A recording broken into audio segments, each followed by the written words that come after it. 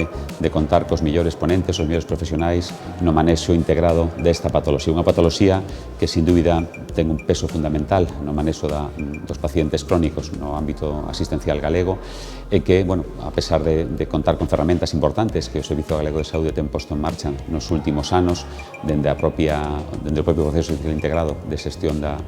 EPOC, ou a ferramenta Telea, ou o despliegue de espirómetros nos centros de saúde, bueno, pois precisa, como todas as patoloxías, ser actualizados e seguir mantendo ese impulso, non? Neste caso, un impulso baseado en poñer en valor e destacar e recoñecer as mellores prácticas no manexo desta patoloxía con distintos enfoques. Pois o enfoque social, seguramente, o enfoque de xénero, tamén importante, e en xeral, bueno, pois unha actualización de todas as, como decíamos, as boas prácticas no manexo desta patoloxía. Destacar especialmente o papel da atención primaria, tanto na presencia hoxe aquí como, por suposto, na atención desta patoloxía, esa boa coordinación, excelente coordinación cos servizos de neumoloxía de todas as áreas sanitarias, facendo de verdade ese manexo integral unha realidade.